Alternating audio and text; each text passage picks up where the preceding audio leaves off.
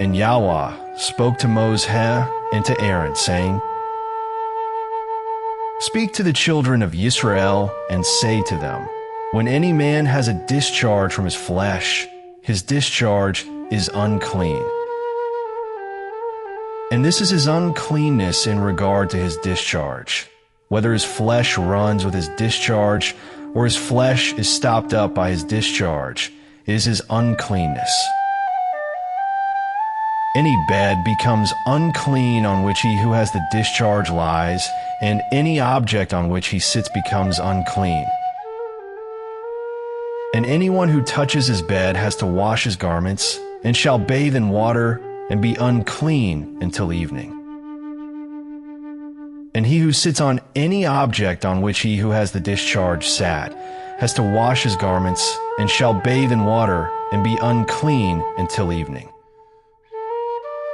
And he who touches the flesh of him who has the discharge has to wash his garments, and shall bathe in water, and shall be unclean until evening. And when he who has the discharge spits on him who is clean, then he shall wash his garments, and shall bathe in water, and be unclean until evening. Any saddle on which he who has the discharge rides becomes unclean.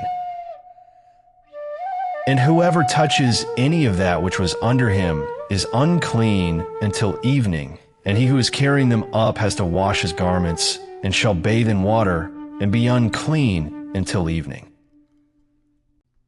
And anyone whom he who has the discharge touches without rinsing his hands in water shall wash his garments, and bathe in water, and be unclean until evening.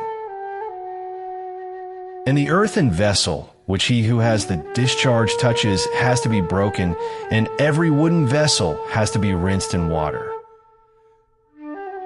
And when he who has a discharge is cleansed of his discharge, then he shall count for himself 7 days for his cleansing, and shall wash his garments, and shall bathe his flesh in running water, and be clean. And on the 8th day he takes for himself 2 turtle doves, or 2 young pigeons, and shall come before Yahweh to the door of the tent of meeting, and shall give them to the priest.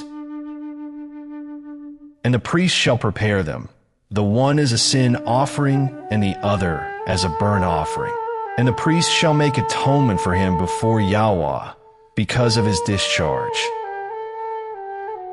And when a man has an emission of semen, then he shall wash all his flesh in water, and be unclean until evening. And any garment and any leather on which there is semen shall also be washed with water, and be unclean until evening. And when a woman lies with a man, and there is an emission of semen, they both shall bathe in water, and be unclean until evening. And when a woman has a discharge, and the discharge from her flesh is blood, she has to be in her separation for 7 days.